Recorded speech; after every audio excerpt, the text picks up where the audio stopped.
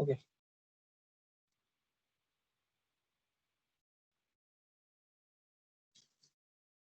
So in the last class, we have covered the types of contract. After that, we have initiated the topic tender. There is a slight difference between tender and contract. क्या difference था इसके बारे में किसी ने question भी पूछा था, क्या होता है टेंडर? स्लाइड चलिए.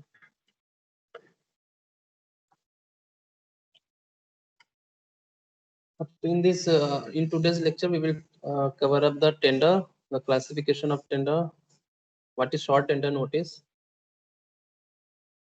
and are advertised in the newspaper, the details of the tender notice. So the first thing is tender.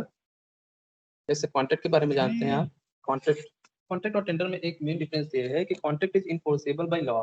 मतलब कॉन्ट्रैक्ट जो है दो पार्टीज के बीच की एग्रीमेंट है, मतलब क्लाइंट और कॉन्ट्रैक्ट के बीच की एग्रीमेंट है, दो पार्टीज के बीच में ड्यूली साइन हुआ हो और वो इनफोर्सेबल बाय लॉ हो. क्योंकि हमने कॉन्ट्रैक्ट के डिफरेंट लीगल एस्पेक्ट्स भी पढ़े थे. What are the various legal aspects of contract? We have also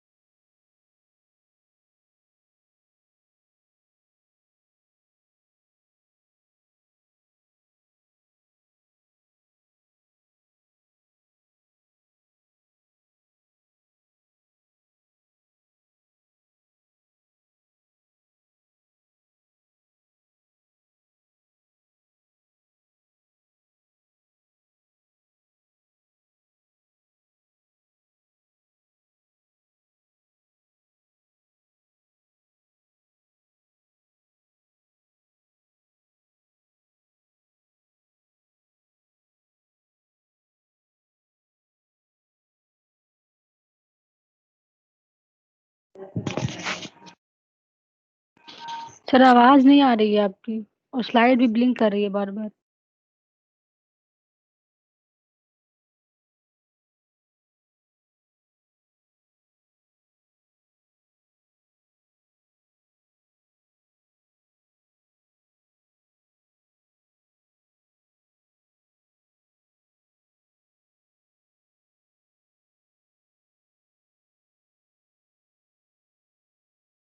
hello, Audible है? Should be audible. तो कोई भी कॉन्ट्रैक्ट बनाते हो, कोई भी मतलब कोई भी कॉन्ट्रैक्ट देना होता है. तो मान लीजिए आपको कोई कॉन्ट्रैक्ट देना है, आपने कोई प्रोजेक्ट स्टार्ट कराना है, उसके लिए कॉन्ट्रैक्ट देना है. तो कॉन्ट्रैक्ट जब आप देने वाले होते हो तो आप सर्टेन डॉक्यूमेंट्स बनाते हो. सर्टेन डॉक्यूमेंट्स में आप लिखते हो क्या क्या चीजें कैसे कैसे परफॉर्म करना है. Means you have to go through bill of quantities, the different rates. उसके अलावा क्या कंडीशन होती है, कब कंप्लीशन, प्रोजेक्ट कंप्लीशन टाइम वगैरह क्या है. तो किसी भी कॉन्ट्रैक्ट को देने से पहले की जो चीजें हैं वो आती हैं टेंडर में. तो टेंडर इसके बाद आप देते हो. मतलब कॉन्ट्रैक्ट क्या हो गया, कॉन्ट्रैक्ट में फिर दोनों चीजें के दोनों पार्टीज के बीच में साइन हो गया. मतलब वर्क अलॉटमेंट के लिए वहां पे आपको एक तरीके से बॉन्डिंग हो गई. दो पार्टीज क्या हो गए, बॉन्ड हो गए. तो बॉन्ड के पहले की जो चीजें हैं वो आती हैं टेंडर में. तो टेंडर क्या हो गया, टेंडर एक तरीके का रिटन प्रपोजल है. किसके बीच का रिटन प्रपोजल, जो भी ऑफर किया जा रहा है क्लाइंट के द्वारा टू द डिफरेंट कॉन्ट्रैक्टर. अब ऐसा तो है नहीं कि आप सभी कॉन्ट्रैक्टर से काम कराओगे. तो एक पर्टिकुलर कॉन्ट्रैक्ट का जो सिलेक्शन क्राइटेरिया है, वो पूरे सिलेक्शन क्राइटेरिया ही एक का जो प्रोसेस है वो आता है टेंडरिंग में. तो टेंडर क्या है, tender is a written offer or proposal by the tenderer. Tender का मतलब हो गया कि क्लाइंट है या ऑनर है. the person who offer the tender to whom to perform for what, for performing the work or to supply some specific goods at certain rate or amount within a fixed time frame or under certain agreement. तो तीन चार चीजें लिखी गई हैं यहाँ पे। कैसा होता है फॉर्मेट? रिटन ऑफर होता है, कभी कभी ओरल भी हो सकता है। तो tender will be a written, generally written होता है प्रपोजल। बहुत ही फॉर्मल जो टेंडर होते हैं वो थोड़े से इनफॉर्मल जो टेंडर होते हैं वो ओरली भी रखे जा सकते हैं। वो जब आपको कभी बहुत ही सडन आपको कोई कॉन्ट्रैक्ट देना होता है या फिर आप किसी पर्टिकुलर कॉन्ट्रैक्टर को अच्छे से जानते हो और सिंगल टेंडर आप दे रहे हो, तो उस सिंगल टेंडर जो कि एक तरह का टाइप होता है टेंडर का, आगे आएगा, तो उस फॉर्म में आप ओरल भी टेंडर दे सकते हो। लेकिन ओरल टेंडर देने के लिए फिर लेटर ऑन आपको उन दोनों पार्टीज के बीच में साइन अप कराना होगा, एक बॉन्डिंग करानी होगी। तो tender is in general a written offer by the tender or client or owner for what, for performing the work, या फिर किसी तरह का कोई स्पेसिफिक गुड्स की सप्लाई के लिए एट अ सर्टेन रेट। ये रेट जो कि ऑनर का रेट होगा with in a fix time frame. Time का भी एक लिमिटेशन है, मतलब with in a fix time frame होगा अंडर सर्टेन एग्रीमेंट। वो सर्टेन एग्रीमेंट होगा या कंडीशन कह सकते हैं। तो वो कौन से कंडीशन होंगे? जनरल कंडीशन होंगे कि कुछ स्पेशल कंडीशन होंगे। तो इन सभी चीजों का एक रिटन प्रपोजल ही कहलाता है टेंडर, और इस पूरे प्रोसेस को टेंडरिंग कहते हैं। It is the first step in the formulation of contract. किसी भी कॉन्ट्रैक्ट को देने के लिए पहला स्टेप यही होता है। An invitation from the owner to the contractor for executing some work at specified cost in specified time, this is tender. कहाँ पब्लिश होता है? बहुत सारे आप न्यूज़पेपर में देखते होंगे, क्लासिफिकेशन वाला जो एक कॉलम आता है वहां पे आप देखते होंगे कि टेंडर निकलते हैं। बहुत सारे एनआईटीज है, एनआईटी लिखा रहता है। एनआईटी का क्या मतलब है? NIT is notice inviting tender, notice inviting tender. तो कोई भी कॉन्ट्रैक्ट देने के लिए उसके प्रायर यानी कि उसके पहले जो आप डिफरेंट कॉन्ट्रैक्टर के लिए एक ऑफर लेटर निकालते हो उसको कहते हैं टेंडर। और वो जब पब्लिश होता है नोटिस के फॉर्म में न्यूज़पेपर में, तो उसको हम कहते हैं नोटिस इनवाइटिंग टेंडर। एक टर्म और आता है बिड। बिड क्या होता है? बिड मतलब वो जो निविदा। अब आप निविदा के बारे में जानते होंगे। बिड क्या है? अब जो टेंडरर है मतलब कि जो कॉन्ट्रैक्टर है, तो कॉन्ट्रैक्टर अपने उस स्पेसिफिकेशन के हिसाब से फॉर्म फिलअप करता है, उस फॉर्म को ही कहते हैं बिड। जो टेंडर निकला है, टेंडर को जब कॉन्ट्रैक्टर भरता है, कॉन्ट्रैक्टर भरने के बाद टेंडर जब निकलता है इसका कुछ कॉस्ट भी होता है। जैसे 2000 रुपये का टेंडर ही है। एक फॉर्म, फॉर्म का क्या होता है? जैसे आप कोई भी एग्जाम के लिए अप्लाई करते हो तो उसके पहले फॉर्म भरते हो ना, एप्लीकेशन फॉर्म, उसका कुछ सर्टेन कॉस्ट होता है। तो वो जो सर्टेन कॉस्ट है, इसी तरह से उसी तरीके से टेंडर का भी एक सर्टेन कॉस्ट होता है। जैसे 2000 का टेंडर का फॉर्म आप लेते हो, उसको भी भर के आप सबमिट करते हो। सबमिटिंग की डेट वगैरह सब उस टेंडर में लिखी होती है कि क्या स्टार्टिंग डेट है, क्या उसकी क्लोजिंग डेट है। न्यूज़पेपर के साथ साथ वेब पोर्टल यानी कि ई पोर्टल, इलेक्ट्रॉनिक मीडिया पे भी इस तरह के टेंडर को पब्लिश किया जाता है। गवर्नमेंट की तरफ से e-tender.government.in नाम के एक पोर्टल है, e-tender.gov.in, एक वेबसाइट है। इस वेबसाइट पे गवर्नमेंट के जो भी टेंडर्स होते हैं आप उसको यहाँ से अप्रोच करते हैं। कौन? कॉन्ट्रैक्टर या जो टेंडरर होते हैं, मतलब टेंडर जो लेंगे, जो कॉन्ट्रैक्टर है वो। बिड के बारे में हमने क्या बताया? जब भी कोई टेंडर निकलता है, जो फॉर्म फिलअप करके कॉन्ट्रैक्टर्स देते हैं, तो वो कहलाता है बिड। बिड भी दो तरीके के होते हैं। एक होता है पहला टेक्निकल। टेक्निकल बिड में क्या होता है भाई, जो चीजें आपने टेक्निकल पर्पज से कही थी उसका एक फॉर्म अलग है। लेटर ऑन कुछ प्राइस बिड भी हो सकता है, फाइनेंशियल बिड भी हो सकता है। इसमें क्या होगा? इसमें आपके जो भी रेट एनालिसिस होंगी, इसकी बातें होंगी। टेक्निकल वाले में आपका स्टार्टिंग के जो कंडीशन क्राइटेरिया जो क्लाइंट ने रखे होंगे उसको फुलफिल करने के लिए जो फॉर्म होगा वो टेक्निकल बिड कहलाएगा। अब ये बिड क्यों लिया जा रहा है भाई? अ, जो भी ऑनर है वो, जो भी कॉन्ट्रैक्टर है, कॉन्ट्रैक्टर ऑनर को तो अप्रोच कर रहा है, हो सकता है एक दो तीन चार, तीन चार कॉन्ट्रैक्टर ने अप्रोच किया। अब पता चला कि ऑनर का कोई सगा संबंधी है उसको वो कॉन्ट्रैक्ट दे दिया। और ये किस चीज की बात कर रहे हैं हम? इन जनरल गवर्नमेंट एजेंसी की बात कर रहे हैं। तो government agency as a owner है अगर, तो जो भी कॉन्ट्रैक्टर है, कॉन्ट्रैक्टर का फेवरिज्म ना हो जाए, कॉन्ट्रैक्टर अपने हिसाब से अप्रोच करके उसमें न चले जाए, उस कॉन्ट्रैक्ट उनको ना मिल जाए। तो इसके लिए बिड वगैरह टेंडर बनाए जाते हैं। तो टेंडर में बिड इस तरह से मांगे जाते हैं।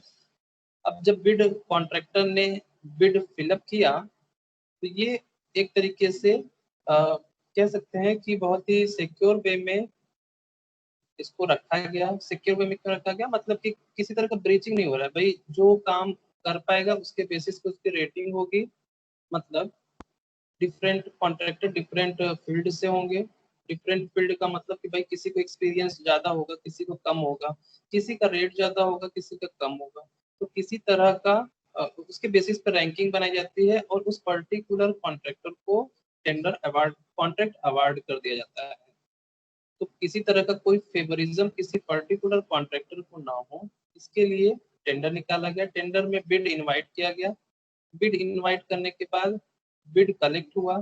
बिड कलेक्ट होने के बाद ओपनिंग बिड डेट भी होती है, मतलब निविदा खुलने का समय। तो उस दिन फिर सब लोग अपना वहां पर जाकर के, चाहे तो कोई सर्टेन ऑफिस वगैरह होता है, वहां पे जाकर के उनको बताया जाता है कि आपका ये रैंकिंग आया है, इसके बेसिस पे आपका ये ऑफर एक्सेप्ट किया जा रहा है, आपको ये ऑफर दिया जा रहा है, आप एक्सेप्ट करते हैं ऑफर नहीं करते हैं। अगर वो ऑफर एक्सेप्ट कर लेते हैं कॉन्ट्रैक्टर, तब जाके वो हो जाता है कॉन्ट्रैक्ट। क्यों? इसके पहले कॉन्ट्रैक्ट क्यों नहीं है? क्योंकि अभी तो केवल ऑनर ने ऑफर दिया है कॉन्ट्रैक्टर को। अब जब कॉन्ट्रैक्टर उस ऑफर को एक्सेप्ट कर लेगा, तब ये बाउंड हो जाएंगे, तब ये कहलाएगा कॉन्ट्रैक्ट। ठीक है? तो कैसे टेंडर है और कैसे कॉन्ट्रैक्ट है, समझ में आया? तो this is the definition. Tender is what? Tender is a written offer proposal by tender for performing any certain task, having some certain amount associated with it. Also, there are some constant related to the time frame, and certain condition are also prescribed in that written proposal. What is tender notice? Tender notice को मैंने बताया कि इस तरह का tender के लिए जो नोटिस निकालते हैं उसको हम कहते हैं tender notice. That will give the information and information for what? Information for inviting the bid. Bid कौन भरेगा? बिड भरेंगे contractor from the competent contractor. Inviting bid from the competent contractor. दूसरी चीज क्या कहा? It should be widely published in important daily newspaper और electronic media. Government के लिए मैंने क्या बताया कि वेबसाइट जो होती है e-tender.gov.in, ये इलेक्ट्रॉनिक मतलब ये तो वेबसाइट है। वेबसाइट पे भी जो भी टेंडर पब्लिश होते हैं न्यूज़पेपर पे, वेबसाइट पे भी ऑलरेडी उनके बारे में जानकारी होती है। अब इसके बाद बात आती है क्लासिफिकेशन ऑफ टेंडर, देख लेते हैं। इसके बाद एलिमेंट ऑफ टेंडर पे आएंगे। क्लासिफिकेशन क्या होता है? सिंगल टेंडर, नाम से ही पता चल रहा है किसी एक को ही टेंडर दे दिया गया हो तो उसको सिंगल टेंडर कहेंगे। इसका मतलब कि सिंगल टेंडर में होता क्या है?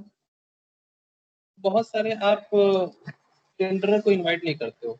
Means invitation is only given to one contractor और one firm. Invitation to only one firm. किस लिए? फॉर गिविंग, रेंडर का मतलब गिविंग होता है। For providing, for giving service by quoting their rates. Invitation एक ही फॉर्म को दिया गया तो सिंगल ऑप्शन हो गया कॉन्ट्रैक्टर और क्लाइंट के बीच में। तो इस तरह के जो भी टेंडर होते हैं उसको हम सिंगल टेंडर कहते हैं। सिंगल टेंडर में बहुत सारे नेगोशिएशन के चांस होते हैं। कॉन्ट्रैक्ट पे एग्रीमेंट से पहले नेगोशिएशन के चांस हाई हो जाते हैं। भाई एक ही को दे रहे हो तो उससे आप नेगोशिएशन कर सकते हो। नेगोशिएशन का क्या मतलब हो गया? नेगोशिएशन का मतलब भाई जो प्राइस है उसमें समझौता कर लिए कि भाई इतने में कर लो ना। वो कहा नहीं हमको 50,000 ही चाहिए, तो उसको किसी तरीके से आप मना करके रिझा करके 45,000 पे ले आए, तो ये हो गया नेगोशिएशन। नेगोशिएशन का मतलब क्या हो गया कि भाई उससे रिलेटेड, प्राइस से रिलेटेड जो भी आपके टर्म्स कंडीशन है, आप उस पर थोड़ा सा उसको आगे पीछे कर सकते हो, बढ़ा चढ़ा सकते हो सकता है कॉन्ट्रैक्टर कह रहा हो कि नहीं आपने जो 50,000 रखे हैं अभी सामान महंगा हो गया है होंगे, तो उस हिसाब से जो नेगोशिएशन हुआ होगा क्लाइंट और कॉन्ट्रैक्टर के बीच का, तो इस जो सिंगल टेंडर है इसमें थोड़ा नेगोशिएशन के चांसेस होते हैं ज़्यादा, क्योंकि जो रेट क्लाइंट लगाता है और जो रेट कॉन्ट्रैक्टर लगाता है उसकी वेरिएशन के हिसाब से नेगोशिएशन हो जाता है। ये सब नेगोशिएशन कब होगा? कॉन्ट्रैक्ट के एग्रीमेंट से पहले, कॉन्ट्रैक्ट अवार्ड होने से पहले है तो सिंगल टेंडर ही कॉन्ट्रैक्ट उसको देना ही है, तो इस तरह की नेगोशिएशन जब कॉन्ट्रैक्ट कर देंगे तो साइन कर देंगे, और जब कॉन्ट्रैक्ट हो गया इसका मतलब बाउंडेड बाय लॉ हो गया, आपको उतने में ही करना होगा। इसीलिए कहते हैं ना contract is enforceable by law, law के तहत चलने लगेंगे, फिर आप हो सकता है उस पर मुकदमा वगैरह हो जाए अगर आप ब्रीचिंग करोगे उसकी। तो ये हो गया सिंगल टेंडर। ओपन टेंडर क्या है? ओपन टेंडर जनरली एक तरह से कह लें कि नेशनल लेवल पे जो टेंडर निकाले जाते हैं उसको हम ओपन टेंडर कहते हैं। This is highly preferred by government organisation, highly preferred by government organisation. तो जैसे न्यूज़पेपर में निकलता है, इलेक्ट्रॉनिक मीडिया पे निकलता है, नेशनल लेवल पे, किस बात की कह रहे हैं? नेशनल लेवल पे। इस तरह के जो भी टेंडर जो नेशनल लेवल पे निकलते हों, जो कि रिटन डॉक्यूमेंट के फॉर्म में क्लाइंट और कॉन्ट्रैक्टर के बीच पे हों, होते थोड़े से स्मॉल जॉब के लिए हैं, मतलब बहुत हाई वैल्यू के जॉब के लिए नहीं है, बहुत बड़े बड़े प्रोजेक्ट के लिए नहीं है, छोटे जॉब के लिए है। जैसे फॉर एग्जाम्पल कहीं कुछ रिपेयरिंग करानी है, मेंटेनेंस कराना है, बहुत बड़ा काम नहीं है। 50,000, 1 लाख, 2 लाख, 10 लाख तक के जो भी काम है, स्मॉल वैल्यू जॉब, इसको हम ओपन टेंडर में रखेंगे। किस पे निकालते हैं, किस पे एडवर्टाइज करते हैं? न्यूज़पेपर पे एडवर्टाइज कर रहे हैं या इलेक्ट्रॉनिक मीडिया वेबसाइट वगैरह पे कर रहे हैं। Risk involve is less, risk involve जो हो रहा है इसमें वो कम है। क्यों? क्योंकि बहुत ही छोटा जॉब है तो बहुत ज्यादा वेरिएशन रेट वगैरह का नहीं हो सकता, कोटेशन का बहुत ज्यादा वेरिएशन नहीं होता है, इस वजह से इसमें रिस्क इन्वॉल्व कम है। Limited tender, what do you mean by limited tender? If only selected number of contractors are involved and are invited to quote their rates, अगर एक सर्टेन ग्रुप ऑफ कॉन्ट्रैक्टर को ही आप अप्लाई करना चाहते हो, जैसे मान लीजिए इंजीनियरिंग रिलेटेड चीजें हैं, कुछ स्पेसिफिक इंजीनियरिंग रिलेटेड चीजें हैं, जैसे मान लीजिए इस स्पेसिफिक इंजीनियरिंग में जैसे डीआरडीओ का है, मान लीजिए डिफेंस का है, तो बहुत सारे कॉन्ट्रैक्टर को आप नहीं दे सकते हो क्योंकि थोड़ा सिक्योरिटी पर्पज वाला हिसाब किताब हो जाता है भाई। तो इसमें सिक्योरिटी पर्पज की वजह से आप एक specific group of specific set of contractor को आप इनवाइट करना चाहते हो, तो इस तरह के जो टेंडर होते हैं वो कहलाते हैं लिमिटेड टेंडर। ये ज्यादा प्रीफर किया जाता है प्राइवेट ऑर्गेनाइजेशन के द्वारा। प्राइवेट ऑर्गेनाइजेशन में सर्टेन बिल्डिंग वगैरह बनवानी हो तो प्राइवेट ऑर्गेनाइजेशन एक different specific set of contractor को इनवाइट करते हैं, and these are adopted for the specialized work. तो स्पेशलाइज्ड वर्क क्या होगा? जैसे ब्रिज बनाना है, हर कॉन्ट्रैक्टर उस तरह के ब्रिज को अडॉप्ट नहीं कर सकता, मतलब ब्रिज भी बनाना है तो सस्पेंशन ब्रिज बनाना है या फिर केबल स्टेट ब्रिज बनाना है, तो बहुत सारे कॉन्ट्रैक्टर उस फील्ड में जो एक्सपीरियंस नहीं है आप उनको इनवाइट नहीं करना चाहते, तो you are giving the you are advertising the tender, you are inviting the tender for a certain selected group of contractor. This type of tender will be term under limited tender. इस तरह के जो tender होते हैं वो न तो low risk होते हैं न तो हाई रिस्क होते हैं, ये होते हैं मीडियम रिस्क में, मतलब बहुत ज्यादा रिस्क नहीं होता है इसमें। इसको कहते हैं हम मीडियम रिस्क या सब्सटेंशियल रिस्क वर्क। सब्सटेंशियल मतलब न तो कम न तो ज्यादा, सब्सटेंशियल रिस्क इसमें इन्वॉल्व होता है। चौथा टेंडर जो है वो रेट कॉन्ट्रैक्ट टेंडर होता है। अब ये क्या होता है? इस तरह के जो भी कॉन्ट्रैक्ट होते हैं इसमें क्वांटिटी मेंशन नहीं होती है। क्वांटिटी मेंशन नहीं होती है तो फिर कैसे ये टेंडर कैसे कहला रहा है? फिर जो भी कॉन्ट्रैक्ट है यूजुअली इसमें, इस तरह के जो भी कॉन्ट्रैक्ट है इसमें जो भी एसोसिएटेड रॉ मटेरियल्स है केवल उसके सप्लाई की बात होती है। मतलब this type of tender is usually adopted for supplying of the material, machines, tools and plants. Tools, plants, equipment जो भी लगने वाले हैं, केवल उससे एसोसिएटेड आप टेंडर निकालते हो तो उसको कहते हो रेट कॉन्ट्रैक्ट टेंडर। ये क्या कर रहा है, क्वांटिटी तो मेंशन्ड है नहीं भाई, लेकिन जितने भी नंबर ऑफ आपको टूल्स चाहिए, जितने भी नंबर ऑफ मशीन चाहिए, आप उसको कह दोगे और उसको एक्सेप्ट करके, मतलब जो भी कॉन्ट्रैक्टर होगा ही will accept and have to provide that on that particular duration of time, उसको देना पड़ेगा। It specify the supply.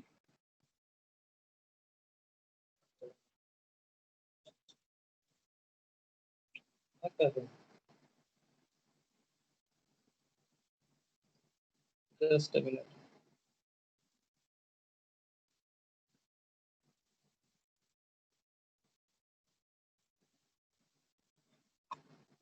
अभी नहीं है,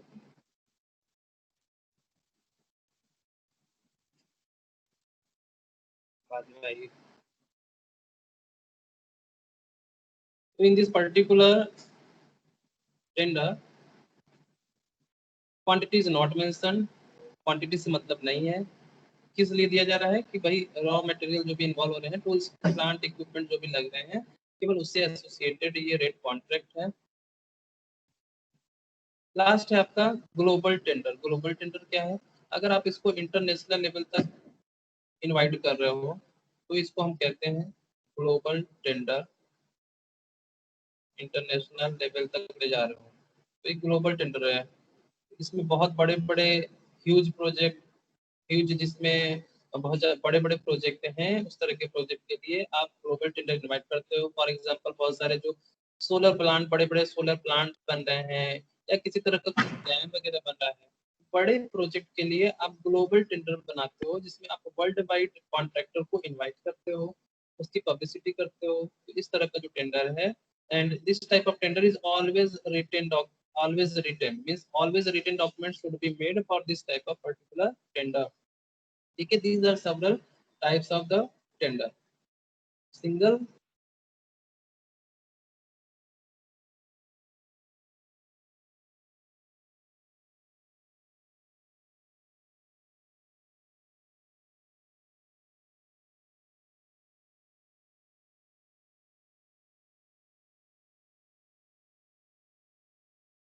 one having any issue? ये आप लोग क्वेश्चन पूछा कीजिए अगर समझ में नहीं आए तो। इसके बाद आता है procedure for inviting tender. Procedure क्या क्या है, कोई भी टेंडर इनवाइट करने के लिए, टेंडर इनवाइट क्यों कर रहे हैं, कॉन्टेक्ट सर देना है। पीपीटी नहीं दिख।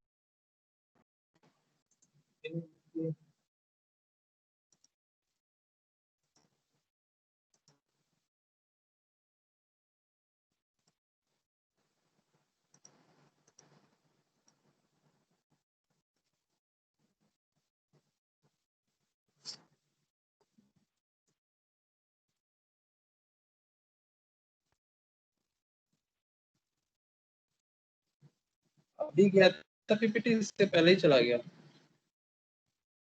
अभी जस्ट गया था पीपीटी, पहले ही चला गया था।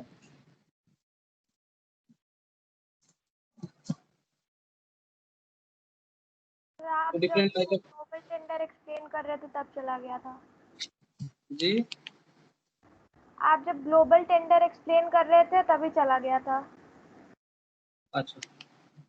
तो ग्लोबल टेंडर के लिए मैंने क्या बताया, इंटरनेशनल लेवल पे जब आप पब्लिश करते हो न्यूज़पेपर, इंटरनेशनल लेवल पे टेंडर के बारे में बताते हो तो उसको ग्लोबल टेंडर कह रहे हैं। बहुत बड़े बड़े प्रोजेक्ट जैसे कि सोलर प्लांट वगैरह, वगैरह का कंस्ट्रक्शन कराना है, या बड़े रेलवे लाइन्स को आपको लेआउट करना है, रेलवे लाइन बिछानी है, तो आप जो कॉन्ट्रैक्ट अलाउ कराते हो, जो टेंडर आप इनवाइट करते हो वर्ल्ड लेवल पे, that come under global tender. इस तरह के टेंडर के लिए हमेशा रिटन डॉक्यूमेंट बनाने पड़ते हैं। इसके बाद हम आते हैं कि प्रोसेस फॉर इनवाइटिंग टेंडर, क्या क्या प्रोसेस है। एक प्रोसेस क्यों कर रहे हो, कॉन्ट्रैक्ट देना है, कॉन्ट्रैक्ट देने की जितनी चीजें पहले की हैं वो टेंडर में आती हैं। तो टेंडर, पहला जो है प्रिपरेशन ऑफ टेंडर डॉक्यूमेंट, ये हो गया पहला प्रोसेस। दूसरा, प्रिपरेशन ऑफ टेंडर डॉक्यूमेंट का क्या मतलब हो गया? टेंडर डॉक्यूमेंट में क्या क्या चीजें आएंगी भाई? टेंडर डॉक्यूमेंट में वो सारी चीजें आएंगी जो क्लाइंट अपनी तरफ से दे रहा है, जैसे कि भाई बनवाना क्या है, टाइम ड्यूरेशन क्या क्या चीजें हैं, और बिल ऑफ क्वांटिटीज क्या है, उसका एनालिसिस, रेट आपने क्या लगाया है, ये सारे टर्म्स आपके टेंडर डॉक्यूमेंट में आएंगे। तो ये टेंडर डॉक्यूमेंट कौन बना रहा होगा? ये ऑनर या क्लाइंट जो ऑफर कर रहा है, जो टेंडरर को ऑफर कर रहा है। तो ये होता है टेंडर डॉक्यूमेंट। डॉक्यूमेंट के फॉर्म में आपने उसको लिख रखा है, ड्राइंग, स्पेसिफिकेशन, टाइम लिमिट, किस पीरियड ऑफ टाइम में बन जाना चाहिए, बिल ऑफ क्वांटिटीज, कितना क्वांटिटी, कौन सा मटेरियल इन्वॉल्व होगा, मटेरियल कैसे लगेगा, उसके साथ कंडीशन वगैरह क्या होंगी, ये भी उसमें ऑलरेडी मेंशन होता है। रेट वगैरह, इशू रेट वगैरह उसमें मेंशन होते हैं। दूसरा क्या है? Issue of the notice inviting tender to call और टेंडर कॉल नोटिस। ये जो एनआईटी निकलती है, एनआईटी क्या है? Notice inviting tender. एनआईटी के फॉर्म में न्यूज़पेपर में पब्लिश होता है। तीसरा है submission and opening of tender. Submission and opening of tender, पहला सबमिशन हो गया। तीसरे की बात कर रहे हैं हम, तो तीसरा ए, third one is submission of tender. ये तीसरा प्रोसेस कहलाएगा। चौथा कहलाएगा evaluation of tender by owner. Scrutiny का जो टर्म लिखा है वो होता है इवेल्युएशन ऑफ टेंडर। इस सबमिशन कर दिया, कॉन्ट्रैक्टर ने अपनी चीजें सब बता दी in the form of bid, bid के फॉर्म में उन्होंने बता दिया। अब उसका इवेल्युएशन होगा। इवेल्युएशन किस बेसिस पे होगा? कि भाई कितना हाईली एक्सपीरियंस्ड है, इस तरह के काम को कैसे करा रखा है इन्होंने, और साथ ही साथ कितने मार्जिन में करेंगे, क्या प्रॉफिट और कॉस्ट वगैरह इनका क्या है, क्या रेट एनालिसिस इन्होंने लगाई है, उसकी चीजें इवेल्युएशन ऑफ टेंडर में होगी। उसके बाद किसी तरह का कोई क्लैरिफिकेशन हो या स्पेसिफिकेशन अलग से हो, क्लैरिफिकेशन रिगार्डिंग कंडीशन, ये हो जाती है पांचवी चीज। क्या कहा मैंने? क्लैरिफिकेशन रिगार्डिंग कंडीशन और स्पेसिफिकेशन। स्पेसिफिकेशन का क्या मतलब हो गया? स्पेसिफिकेशन का मतलब हो गया, जैसे फॉर एग्जांपल कि बिल्डिंग बनवा रहे हैं, तो बिल्डिंग में आप फ्लोरिंग पे क्या लगवा रहे हैं? मार्बल लगवा रहे हैं कि टाइल्स लगवा रहे हैं? मार्बल लगवा रहे हैं तो किस कलर का मार्बल लगवा रहे हैं, या टाइल्स लगवा रहे हैं तो कौन सा टाइल्स लगवा रहे हैं? ये सारी चीजें स्पेसिफिकेशन में हो जाएंगी। कंडीशन, जनरल कंडीशन है कि स्पेशल कंडीशन है, क्या कंडीशन वगैरह, उसके रिगार्डिंग जो भी क्लैरिफिकेशन है वो स्टेप नंबर 5 में हो जाएगा। स्टेप नंबर 6 में फिर बनेगी आपकी एक comparative list, means preparation of comparative list. Preparation of comparative list. Comparative list में क्या है कि रैंकिंग होगी। भाई डिफरेंट सेट ऑफ कॉन्ट्रैक्टर ने टेंडर भरा होगा बिड के फॉर्म में, तो certain contractor C1, C2, C3, C4, इनको अब हम रैंकिंग के बेसिस पे क्रोनोलॉजिकल ऑर्डर में असेंडिंग डिसेंडिंग में लगाएंगे। मतलब टॉप वाला ऊपर रहेगा, तो एक तरीके से डिसेंडिंग ऑर्डर में लगाएंगे। इसके बेसिस पे जो ऑर्डर बना है इसको हम कहेंगे रैंकिंग। ये रैंकिंग बनती कैसे है, इसका भी प्रोसीजर है।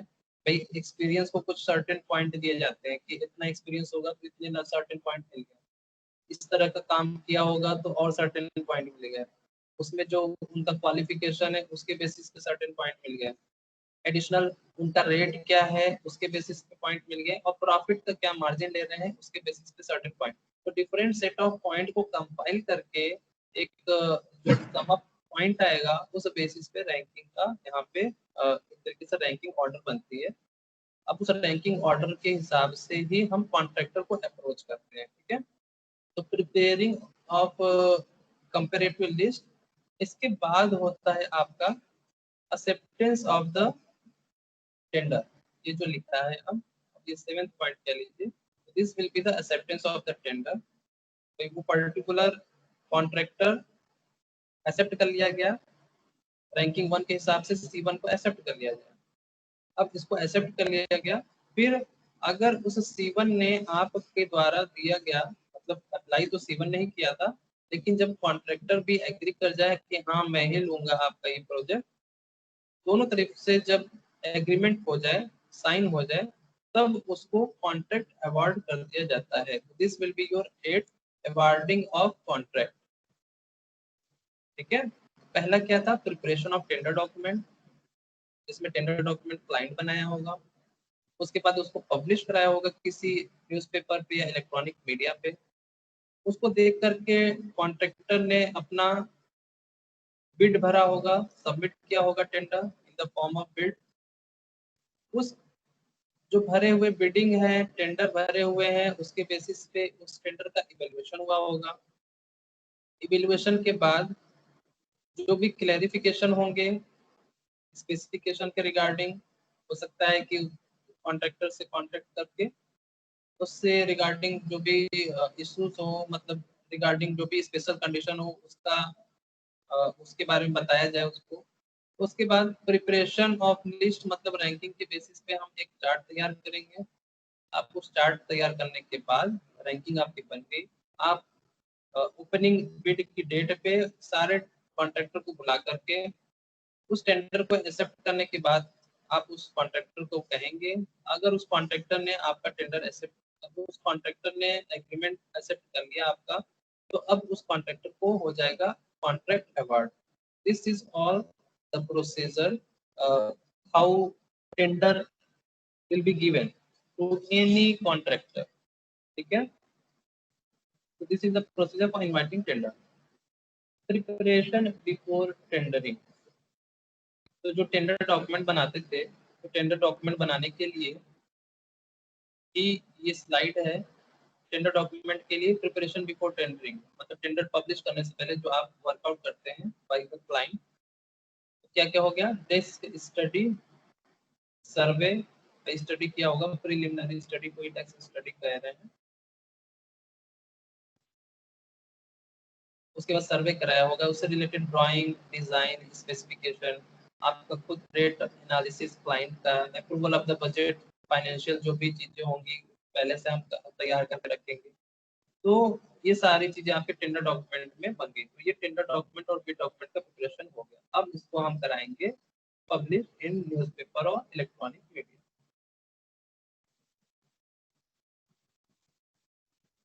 ये आती है आपकी प्रिपरेशन बिफोर टेंडरिंग, मतलब किसी भी टेंडर को पब्लिश कराने से पहले जो चीजें की गई हैं, preparation before tendering. Tender document के बारे में मैंने पहले बता रखा। टेंडर डॉक्यूमेंट होते क्या है, किसी भी कॉन्ट्रैक्टर को इनवाइट करने से पहले जो आप ड्राइंग, स्पेसिफिकेशन सारी चीजें बनाते हो, एक फॉर्मेट में बनाते हो, रिटन डॉक्यूमेंट के फॉर्म में होता है। वो जो डॉक्यूमेंट होता है उसी को हम कहते हैं tender document, which typically contains a notice inviting tender, instruction to the bidder, condition, form of submission, bill of quantities, ये सभी चीजें टेंडर डॉक्यूमेंट में मेंशन होते हैं। टेंडर नोटिस, अब वो जो टेंडर डॉक्यूमेंट के बेसिस पे आपने नोटिस इनवाइटिंग टेंडर निकालना है, पब्लिश कराना है, उसका भी एक सर्टेन फॉर्मेट होता है। वो फॉर्मेट कहलाता है आपका टेंडर नोटिस के फॉर्म में। Tender notice is the information inviting bids from competent contractor, जो उस कॉन्ट्रैक्टर जो उस फील्ड से रिलेटेड होंगे वही तो अप्रोच करेंगे। तो टेंडर नोटिस उन्हीं कॉम्पिटेंट कॉन्ट्रैक्टर के लिए पब्लिश कराया गया है। क्या क्या टेंडर नोटिस में क्या क्या होगा, इम्प्लीमेंटिंग एजेंसी, मतलब जो एजेंसी काम कराना चाह रही है तो उसका नाम, प्रोजेक्ट का क्या नाम है, प्रोजेक्ट का कुछ सर्टेन नेम होगा, जैसे NHAI डेवलपमेंट प्रोजेक्ट, या मनरेगा, या रेलवे प्रोजेक्ट है तो PMCCI extension from Mughal Sarai to New Delhi, इस तरह के नाम प्रोजेक्ट का नाम होगा। नोटिस नंबर होगा, सर्टेन नंबर होगा, S1 E3 ऐसे करके 1 2 3 4 करके सर्टेन नोटिस नंबर होंगे। फर्स्ट डेट ऑफ पब्लिकेशन, किस डेट पे पब्लिश हुआ है न्यूज़पेपर में, तो जैसे 10 अक्टूबर को हुआ है, 10 अक्टूबर 2020 को पब्लिश हुआ है। कॉन्ट्रैक्ट का क्या नंबर है, serial number of contract, description of the work and location of the work, भाई काम कैसा है और कहाँ पे है, एक शॉर्ट डिस्क्रिप्शन होगा। डिस्क्रिप्शन ऑफ द वर्क में जैसे लेइंग ऑफ रेलवे लाइन, या फिर लेइंग ऑफ सीवर लाइन, कहाँ पे करना है, झारखंड में करना है, बिहार में करना है, अपने यूपी में करना है।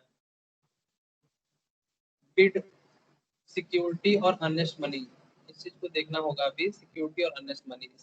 सिक्योरिटी और अर्नेस्ट मनी होता क्या है, इसके बारे में अभी नेक्स्ट स्लाइड है उसको बता देंगे। फी फॉर बिड डॉक्यूमेंट, मतलब टेंडर का जो फी है इसी को हम कहते हैं बिड डॉक्यूमेंट फी। मतलब एक तरीके से टेंडर है क्या, एप्लीकेशन ही तो है, एप्लीकेशन इनवाइटिंग है, एप्लीकेशन फॉर्म आप भर रहे हो तो इसकी सर्टेन फी होगी, इसको हम टेंडर फी कहेंगे।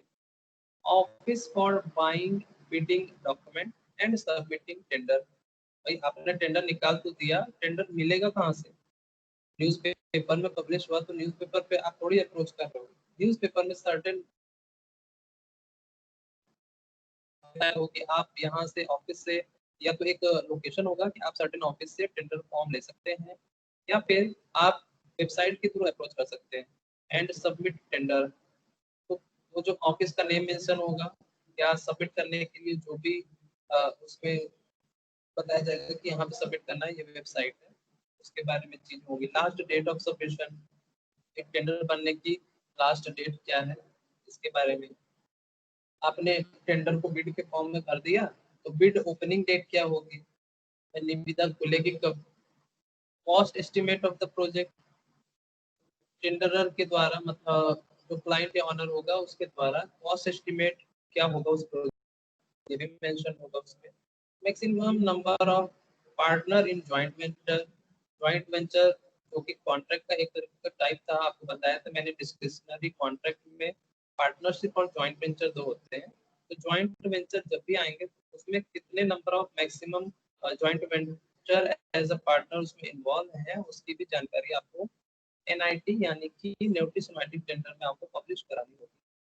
Pre bid meeting, pre bid meeting जो भी उसके पहले की अगर कोई मीटिंग वगैरह है, प्री बिड मीटिंग का मतलब कि प्री क्वालिफिकेशन, प्री क्वालिफिकेशन जैसे आप कोई फॉर्म भरते हो तो उसमें होता है इसेंशियल क्वालिफिकेशन, इसेंशियल क्वालिफिकेशन या जनरल क्वालिफिकेशन, तो उसमें जैसे रहता है बीटेक वाले ही अप्लाई कर सकते हैं, डिप्लोमा वाले ही अप्लाई कर सकते हैं।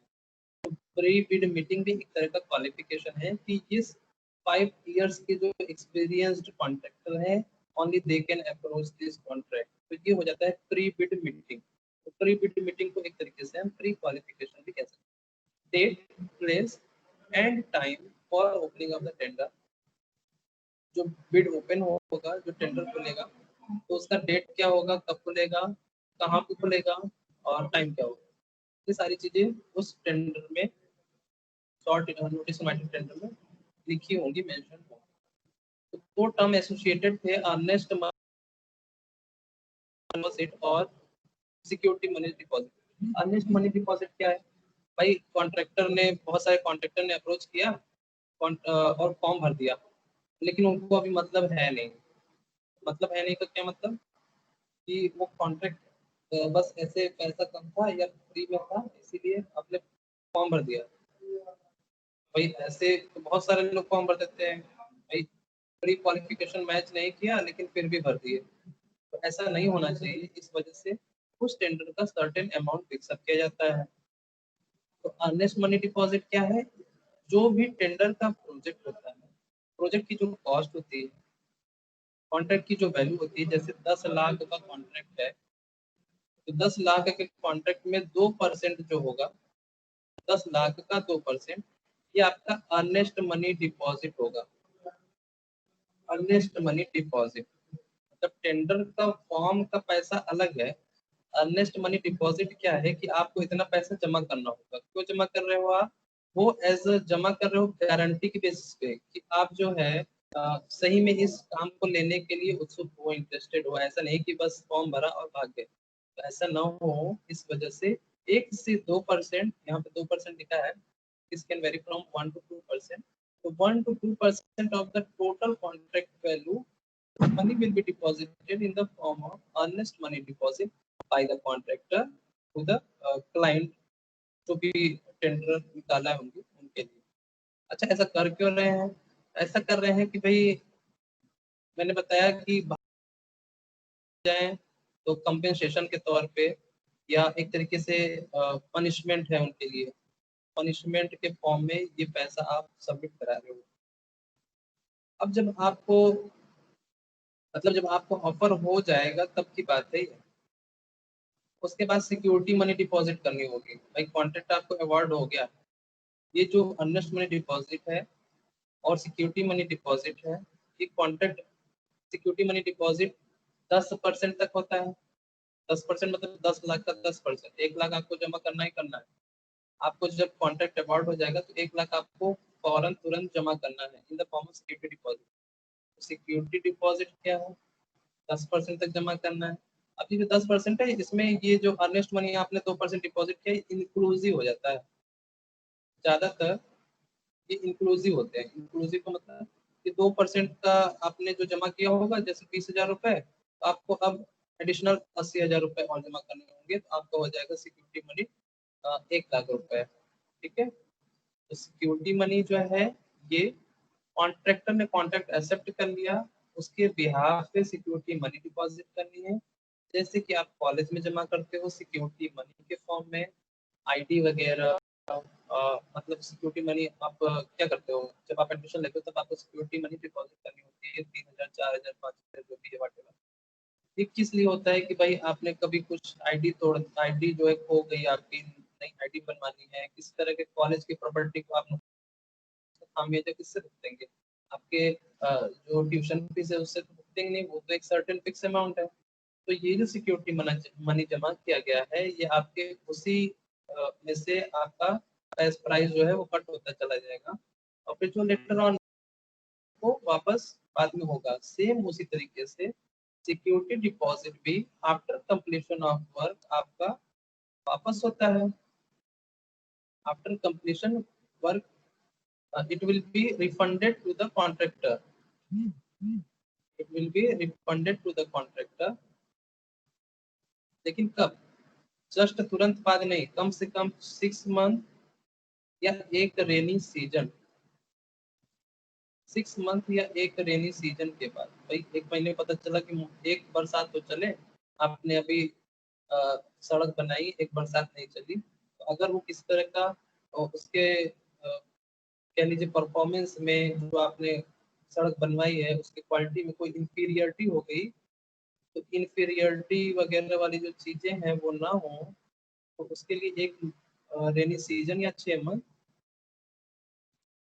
इसके बीच के ड्यूरेशन तक वो सिक्योरिटी मनी आपकी अपहेल्ड रहती है। मतलब सिक्योरिटी मनी जमा कब हो रही है? स्टार्टिंग ऑफ द कॉन्ट्रैक्ट, जब आप इनिशिएट कर रहे हो, अवार्ड हो गया, अवार्ड की जस्ट बाद security money earnest money deposit हो चुकी है, उसके बाद क्या कह रहे हैं कि ये वापस कब मिलेगा, रिफंड कब होगा? After the completion of the contract, जो भी वर्क आपको अलॉट किया गया है उसके पूरे कंप्लीशन के बाद 6 महीने या एक रेनी सीजन के बाद आपको ये सिक्योरिटी मनी, मतलब 1 लाख रुपए जो आपने स्टार्टिंग में सबमिट किए थे, ये आपको वापस कर दिए जाएंगे। इस तरह का कोई नोटिस इनवाइटिंग टेंडर आप जनरली देखे होंगे। तो जैसे मैंने क्या कहा था कि एजेंसी का नाम होगा IRCON international limited, government of undertaking, PSU है ये। नोटिस इनवाइटिंग टेंडर टाइटल हो गया, ये हो गया टेंडर का serial number IRCON PO TN Jaynagar 2050186162। ये हो गया डेट, किस डेट पे पब्लिश हो रहा है। ये हो गया short description and the time. Sealed notice in 2 packet system is invited for electrical and civil works from bidder up to 3 hours, मतलब 3 बजे तक सबमिट हो जाने चाहिए 17 अगस्त 2018 को। मीटिंग क्वालिफाइंग रिक्वायरमेंट, मतलब प्री क्वालिफिकेशन जो है उसको मीट करते हुए, in connection with the gauge conversion, किस पर्पज से आप सबमिट करा रहे हो टेंडर को, in connection with the gauge conversion and construction of new railway line. भाई बनवाना क्या है ये भी तो बताओगे। तो गेज कन्वर्सन या रेलवे लाइन नहीं बिछानी है, कहाँ पे? Location, location will be Jaynagar, Jaynagar जो कि इंडिया में है, अप टू द बारडी पास नेपाल। तो लोकेशन मेंशन हो गया, क्या कराना है ये भी मेंशन हो गया, टाइम कब से अप्लाई करना है ये भी हो गया। अब टेंडर नंबर जो मैंने कहा था कॉन्ट्रैक्ट नंबर, वो टेंडर नंबर के फॉर्म में या कॉन्ट्रैक्ट नंबर के फॉर्म में यहाँ पे मेंशन होगा, 61 62 है। नेम ऑफ द वर्क, अब नेम क्या होगा उस प्रोजेक्ट का नेम, तो प्रोजेक्ट का नेम, टेंडर का जो प्रोजेक्ट टाइटल रहेगा वो इस तरीके का रहेगा भाई, सब मतलब मटेरियल चाहिए क्या, supply of silent DJ set, 11 kilo volt का हाई टेंशन पावर केबल चाहिए, सबमर्सिबल पंप चाहिए, सारी चीजें चाहिए। कंप्लीशन पीरियड, यहाँ कंप्लीशन पीरियड मेंशन किया गया है, मतलब कि टाइम पीरियड, टाइम फ्रेम यहाँ पे दिखाया गया है। एस्टिमेटेड कॉस्ट, कितनी लागत होगी। ईएमडी, ईएमडी क्या बताया, earnest money deposit, earnest money deposit आपकी 2,37,000 रुपए लगेंगे। टेंडर का टेंडर का कॉस्ट क्या है, टेंडर यानी एप्लीकेशन फॉर्म एक तरीके से, तो एप्लीकेशन फॉर्म का कॉस्ट 10,000 रुपए, और ईएमडी जो आपको जमा करनी होगी वो होगी 2,37,000 रुपए। सिमिलरली नीचे का जो है 412.96 लाख के फॉर्म में है। ईएमडी इस केस में 513,000 रुपीज के फॉर्म में है, और इस टेंडर का भी जो कॉस्ट है, एप्लीकेशन फॉर्म का कॉस्ट है, दैट विल बी 10,000 रुपीज। अब ये पब्लिश कहाँ पे होगी, ircon.org पे, वहां से भी आप इस टेंडर को अप्रोच कर सकते हो। It will be hosted on the website only. देखिए इसमें लिखा है कि it will be hosted on website only, मतलब किसी तरह के आप ऑफिस वगैरह का मेंशन नहीं किया है, आपको केवल वेबसाइट के थ्रू ही सारी चीजें मिलेंगी। पब्लिश कौन कराया है, तो जनरल मैनेजर जयनगर के फोन नंबर कॉन्टेक्ट नंबर सब दिया है।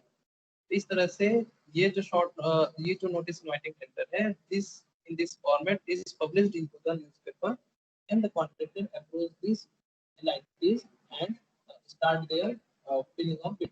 Okay. सर फिर इंग्लिश क्लास स्टार्ट होने वाली है, मतलब 40 टाइम हो गया, आप क्वेश्चन भी नहीं दिए। सर स्टार्ट हो गई सर, सब कॉल कर रहे हैं ज्वाइन करने के लिए।